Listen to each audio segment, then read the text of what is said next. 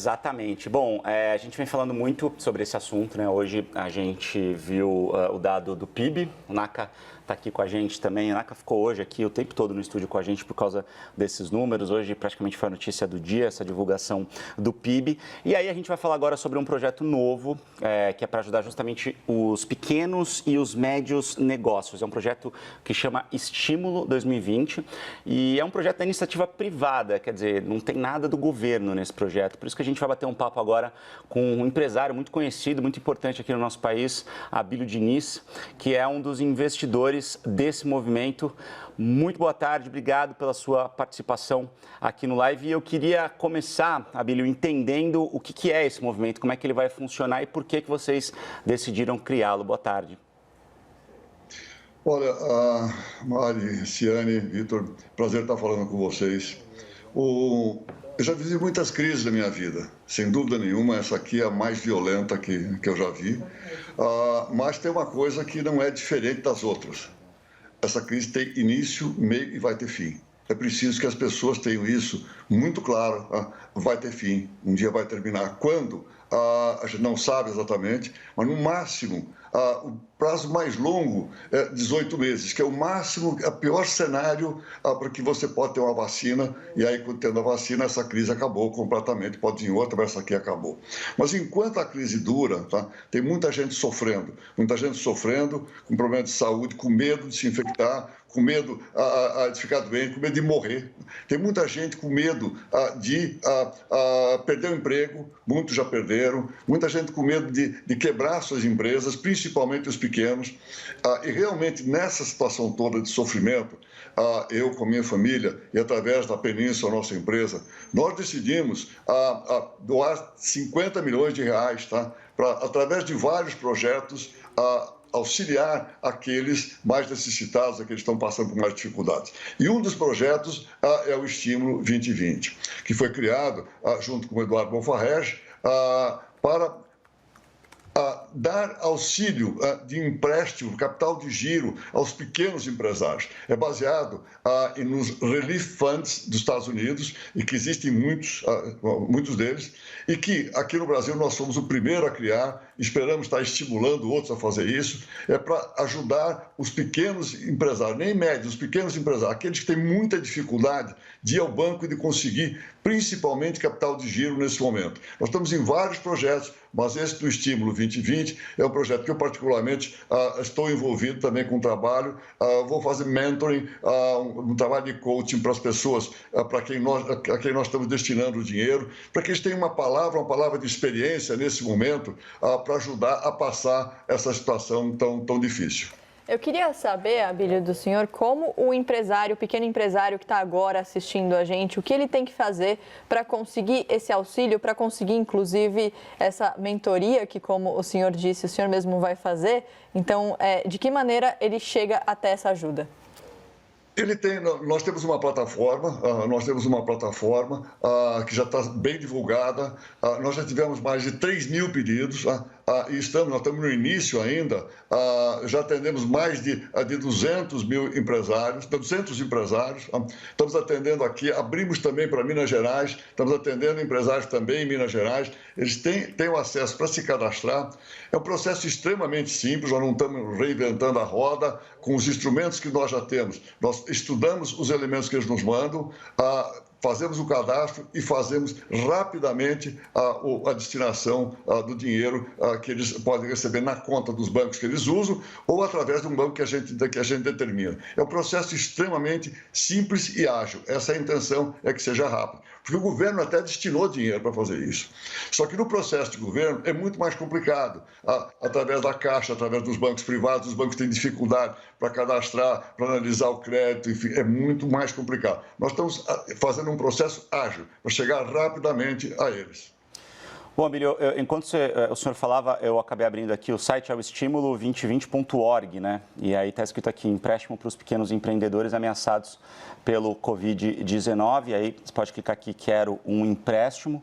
E aí aqui estão as condições, né? 0,33% de juros ao mês, 4% ao ano, começa a pagar em 3 meses e parcela em 15 vezes. Dito isso, eu vou passar agora para o Naka fazer a pergunta dele. Abílio, eu queria ouvir um pouco do senhor, a percepção do senhor, por que o mercado tradicional de crédito não conseguiu repassar esse juro no menor patamar da história que a gente vive atualmente hoje no Brasil. Por que esse juro barato não chega ao empresário que os senhores estão começando a ajudar neste momento? Qual tem sido a falha aí na transmissão da Selic baixa para o crédito barato para o empresário? Olha, Vitor, porque os bancos têm um sistema extremamente complexo de operar. Muita gente critica os bancos, muita gente critica a extrema concentração que nós temos aqui no Brasil. São 6 bancos grandes, enfim, então essa concentração dificulta, vamos dizer, a concessão de crédito. Mas não é só isso, quer dizer, os bancos, como você sabe, têm uma alavancagem de 10, 11, 12 vezes, enfim, sobre o capital próprio. Tá? Tem que tomar um extremo cuidado com a inadimplência. E os bancos têm muito receio disso. Aqui no Brasil, nessa crise, tem uma coisa importante, que já houve essa consolidação que levou a poucos bancos, levou, quer dizer, uma solidez no sistema financeiro. Você já imaginou nessa crise, com todas as dificuldades que nós temos, se nós tivéssemos uma crise bancária também, aí a coisa seria ainda muito mais complicada para todos nós, para todos os brasileiros. Então, não adianta só criticar os bancos. Claro, que tem a sua culpa, também tem a sua culpa, eles seguram o máximo a concessão de empréstimo, tem muito medo da inadimplência. Agora, o sistema é complicado, a burocracia no Brasil é muito grande. Você vê o que está acontecendo com os R$600 que o governo destinou para a população. A estimativa do governo inicialmente, do Paulo Guedes, era para 30 milhões de brasileiros. Você vê que o negócio foi para 70. Quer dizer, o que é isso? É pela ineficiência de cadastro, pela ineficiência do setor público no Brasil, que é altamente improdutiva, altamente ineficiente. São coisas que nós precisamos corrigir aqui no Brasil. Então, muitas vezes a gente critica porque não sabe exatamente o que está acontecendo. Tá? Então, nesse ponto, o governo destinou uma grande massa de dinheiro para a população e a dificuldade das pessoas de receber. Por outro lado, tem muita gente que não precisa, até saiu nos jornais, um número grande de militares que foram contemplados com R$60. Eles nem pediram, mas saiu lá o nome deles. Isso é falha do sistema. Então, a gente tem que entender um pouquinho essas dificuldades. Agora, o que nós estamos procurando fazer é ser ágeis, tá? Não podemos atender muita gente, nós temos ainda o primeiro bloco, um fundo de R$20 milhões, é muito pouco, nós estamos esperando por mais gente que venha se aliar a nós e também pelo governo que possa ajudar com mais fundo para passar para essas pessoas. E aí vamos abrir muito mais para muito mais gente.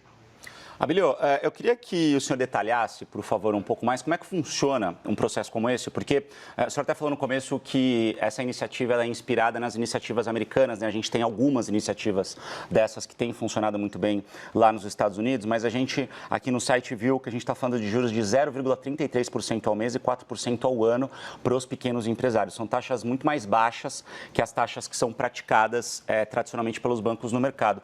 Como é que vocês fazem para conseguir garantir esse ecossistema? Porque uma das justificativas dos bancos para os juros altos, inclusive, é a inadimplência. Então, como é que vocês conseguem oferecer juros tão baixos e ainda correndo, entre aspas, esse risco da inadimplência por conta de empresários que estão sendo afetados por tudo o que está acontecendo?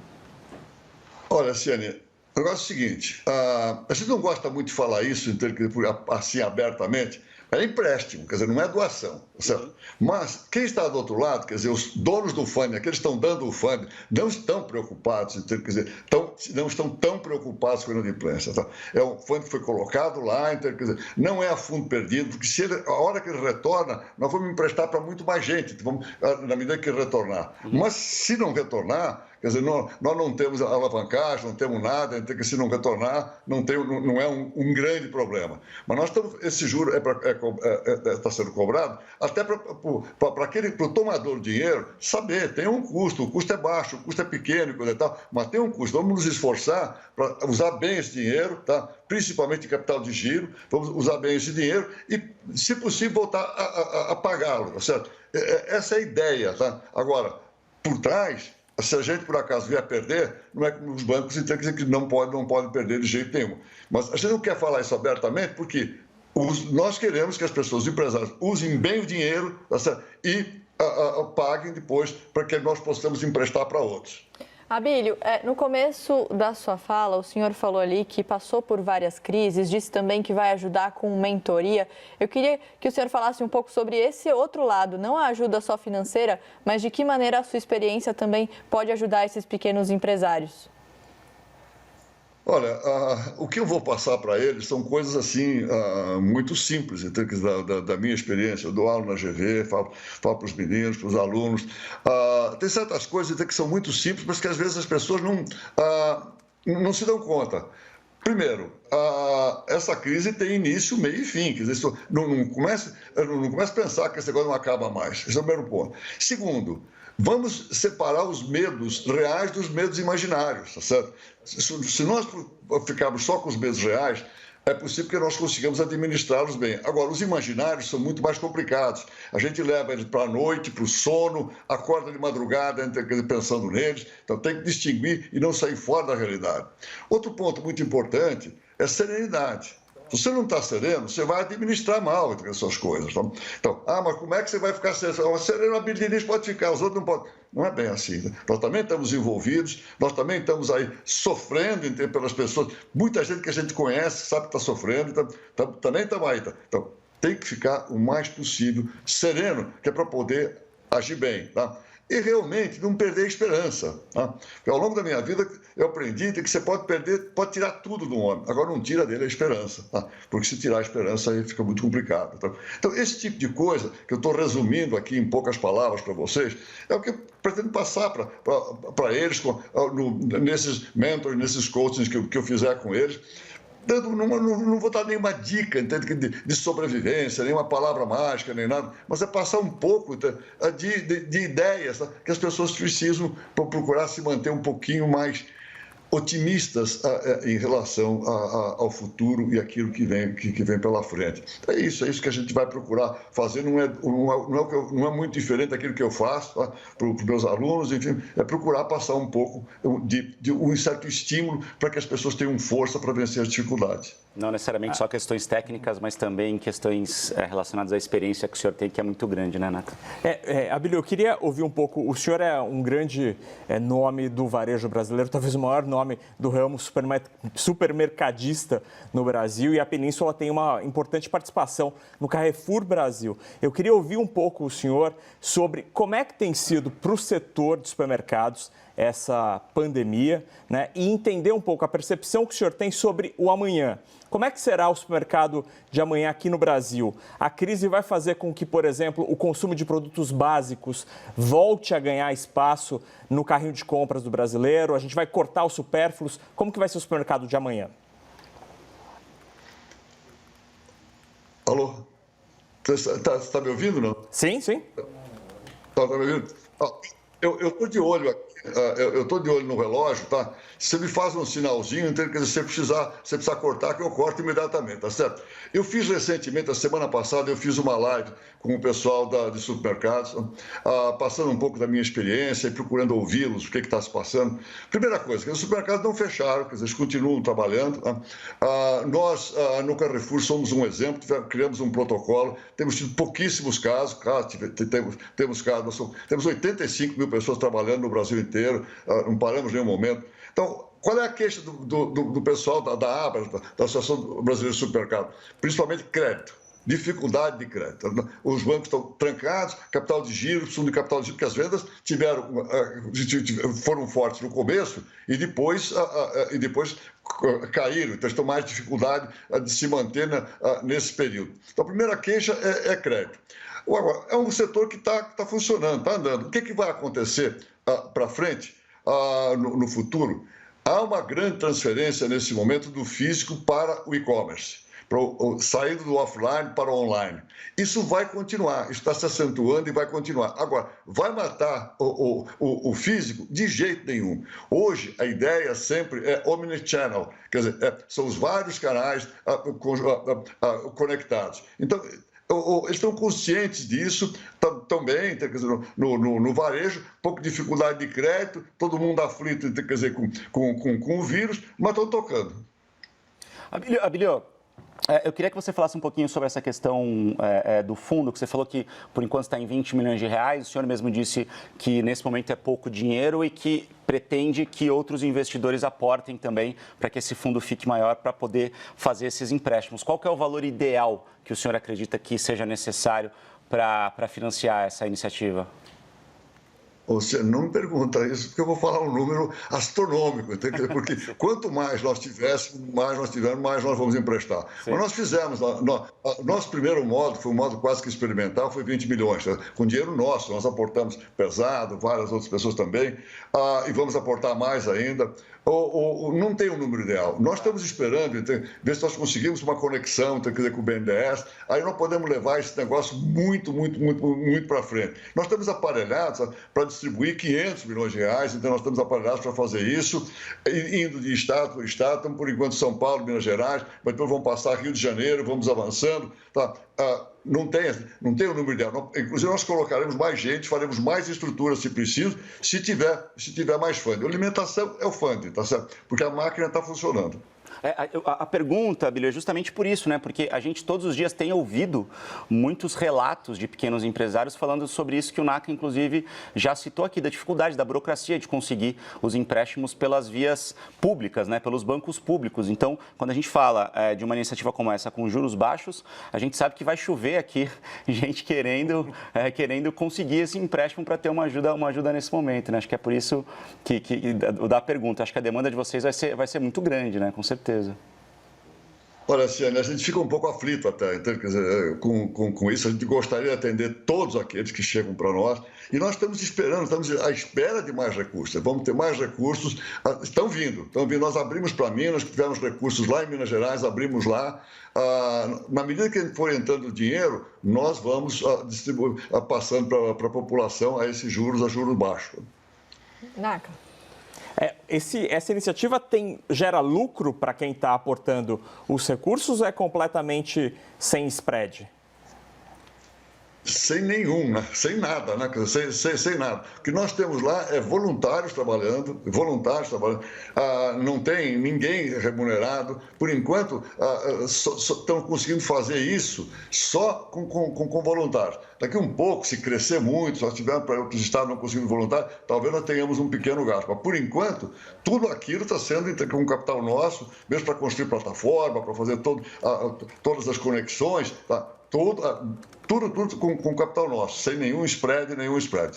Bom, para você que entrou agora aqui no Live CNN, a gente está conversando com Abílio Diniz, empresário super conhecido aqui no país, para falar sobre o projeto Estímulo 2020, né? A gente falou 2020 no começo, o senhor chama de 2020, que é um projeto criado pela iniciativa privada para ajudar pequenos e médios negócios. Abílio, para a gente entender também, mais uma vez, como funciona esse projeto, a ideia é que ele se mantenha depois?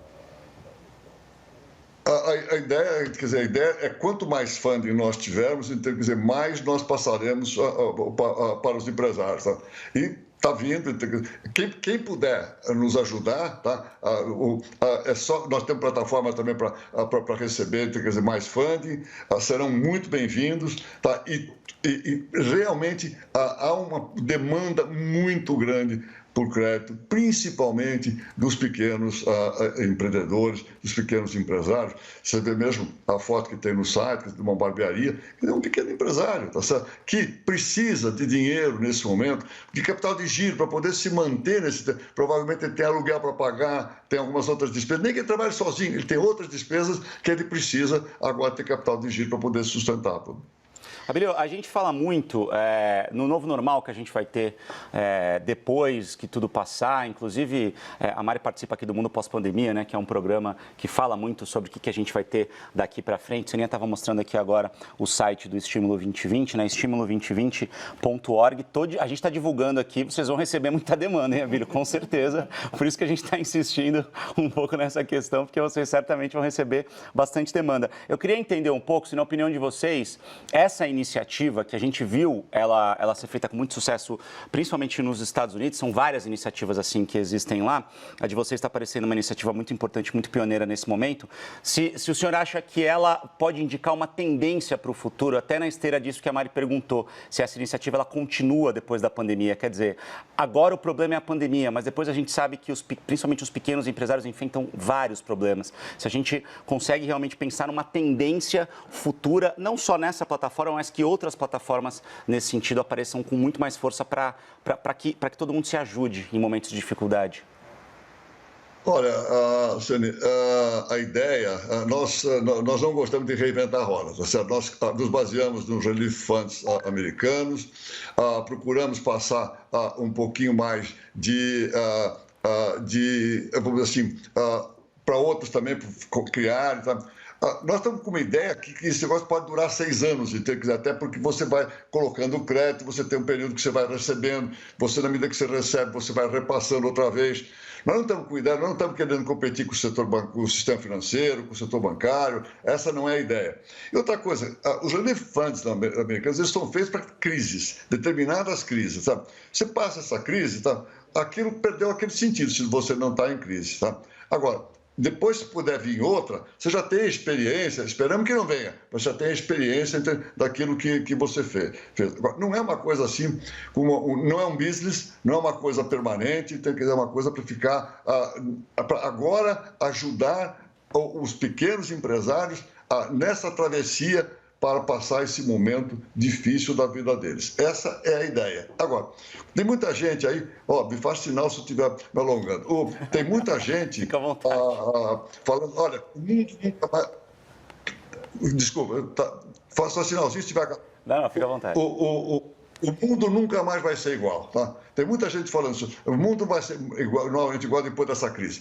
Eu não acredito nisso, tá? E vocês também, se pensarem bem, vocês não vão acreditar, tá? Porque as pessoas continuam com os mesmos desejos. As pessoas vão querer encontrar os amigos, vão querer sair de casa, vão querer ir em restaurante, nas baladas, vão querer viajar. Tá? Não vão ficar, o setor de viagem não volta mais, as companhias aéreas, o que vai acontecer com elas? Não vai acontecer nada, quer dizer.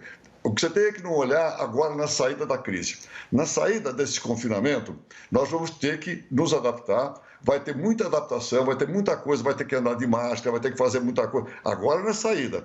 Mas depois, lá na frente, você pensar 1 ano, 1 ano e meio, voltou tudo, tá? Voltou tudo, porque as pessoas não estão modificando o seu íntimo, tá? As pessoas vão continuar com os seus desejos, as suas vontades e vão continuar fazendo mais, vão ver os seus amigos, encontrar, embalada, fazer aquilo que eles estão acostumados a fazer. Então, isso a gente tem que ter na cabeça. E crise tem início, meio e fim. Essa aqui também vai terminar. Abílio, sobre esse fim da crise, qual que, além da necessidade de crédito, que obviamente a gente está discutindo aqui, qual que é o caminho das pedras para o empresário que está sofrendo neste momento? Qual dica que o senhor já passou por crises profundas aqui no Brasil, tem? O que ele deve olhar na gestão do negócio? Cortar custos, renegociar? Qual que é o caminho?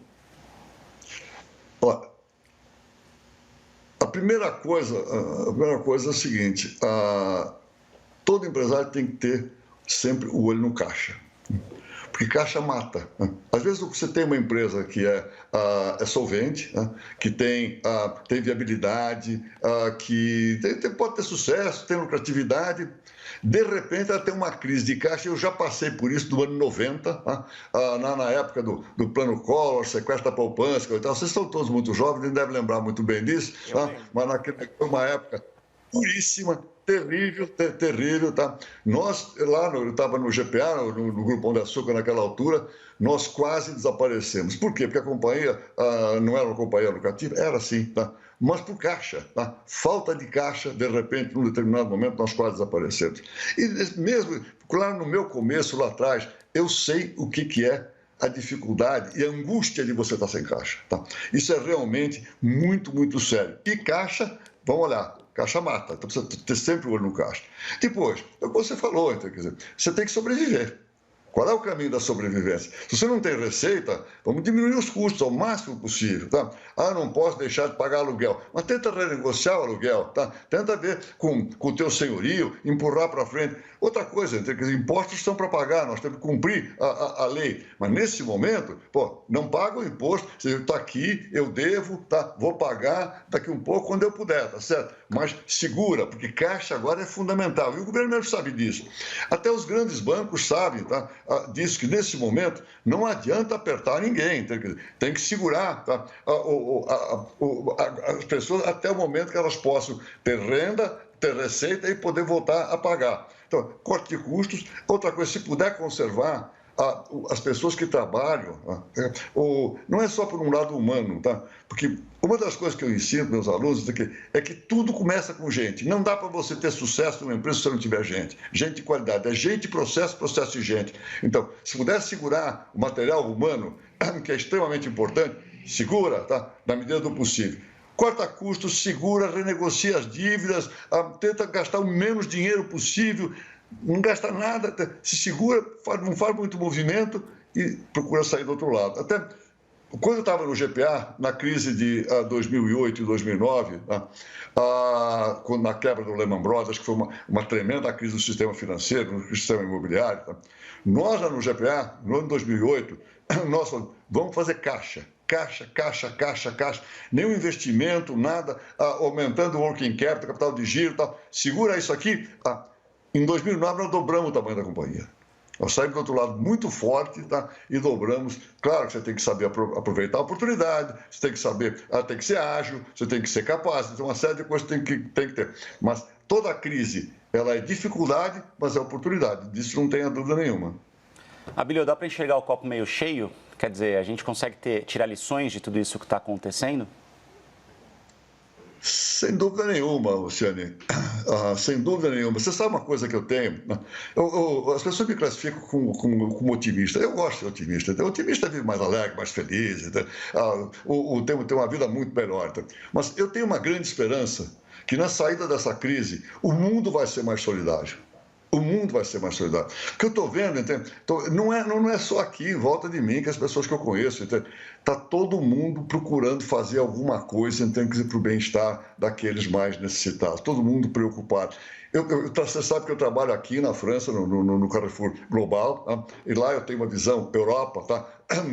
De todos os países que nós estamos. Lá a crise é braba também, que ela já está num ponto que ela está muito mais para o fim do que aqui no Brasil. Nós já estamos aumentando a curva e lá eles já estão saindo. O que nós olhamos lá?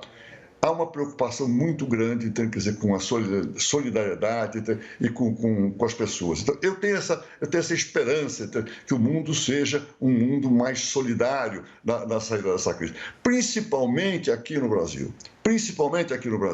Você vê, nós estamos recomendando na crise aí que as pessoas lave muitas mãos, usem álcool gel. Como é que você manda lavar a mão? O cara não tem água em casa, não tem esgoto e coisa e tal. Lava muito que jeito, pô, tá? Como é que é o negócio? Vai comprar água mineral para lavar a mão, pô?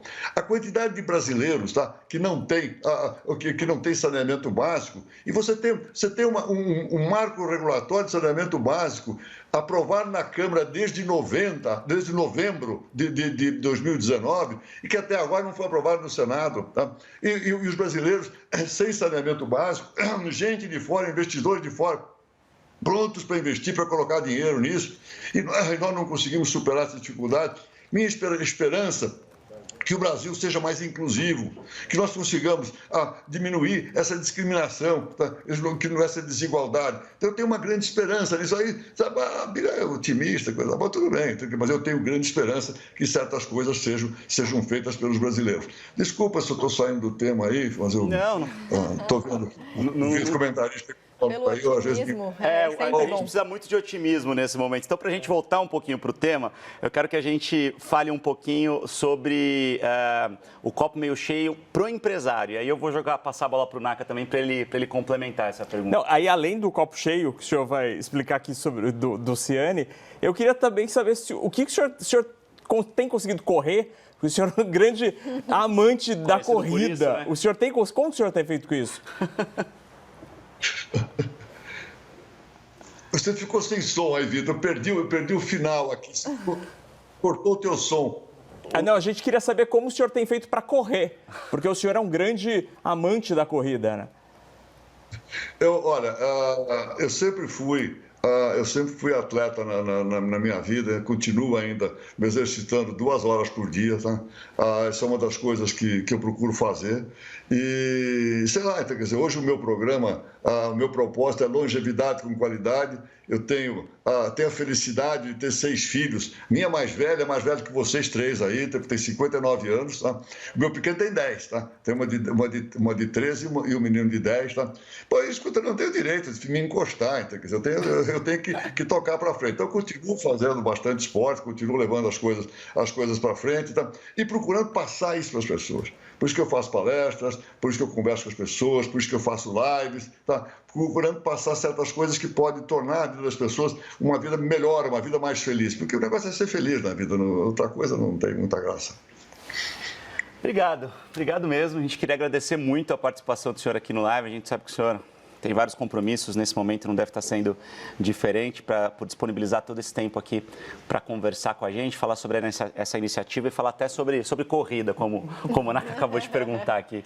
Obrigado mesmo, Abílio Diniz, empresário bastante conhecido, que está fazendo parte como investidor do movimento Estímulo 2020. Muito obrigado pela sua participação aqui no live. O senhor é sempre muito bem-vindo, Abílio. Muito obrigado. Olha, bom falar com vocês. O dia que você quiser discutir economia comigo, me convida que eu discuta economia com você, tá bom? Maravilha, Poxa, a gente vai querer muito, com certeza. Obrigada, tá viu, Abílio? Obrigado. Valeu, obrigadão.